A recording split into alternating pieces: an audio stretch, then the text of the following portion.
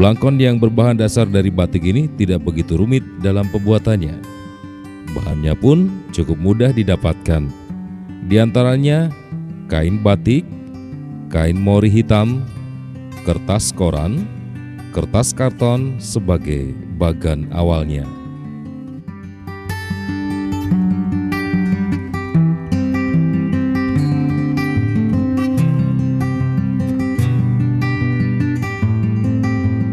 Untuk motifnya sebetulnya tergantung dari tradisi dari adat istiadat itu. Jadi umpama buat pengantin itu ya seharusnya yang punya gawe atau yang orang tua yang punya gawe itu sebetulnya motifnya teruntum. Jadi dari kepala sampai bawah ya teruntum. Tergantung nanti ada face cap, ada apa-apa itu cuma pelengkap.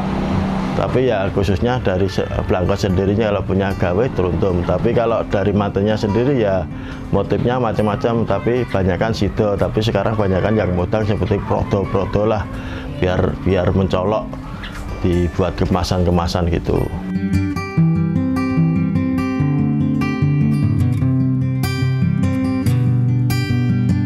Blangkon yang acap kali digunakan sebagai pakaian adat juga bisa digunakan sebagai pelengkap atau aksesoris dalam pakaian keseharian. Secara umum, jika diterjemahkan, filosofi Blangkon adalah masyarakat Jawa pandai menyimpan rahasia dan tidak suka membuka aib orang lain atau diri sendiri. Dalam bertutur kata dan bertingkah laku penuh dengan kehati-hatian. Sebagai bukti keluhuran budi pekerti orang Jawa. Adapun wiron atau wiru yang berjumlah 17 lipatan melambangkan jumlah rakaat salat dalam satu hari.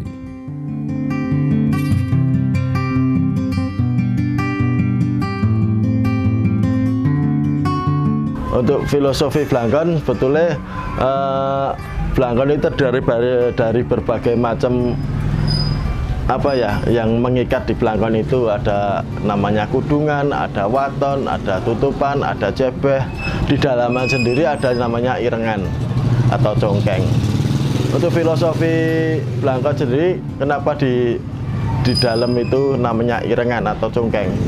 Irengan itu sebetulnya dari kata kepala manusia sebetulnya banyak terletak hal-hal yang hitam lah. Nah, makanya itu di dalamnya itu ada irengan. Tapi kalau terus di atas irengan itu kenapa harus dikasih kudungan? Kudungan itu sebetulnya buat pemayung irengan supaya tidak keluar kemana-mana. Di samping kudungan, di depannya samping-sampingnya ada waton. Kenapa harus waton?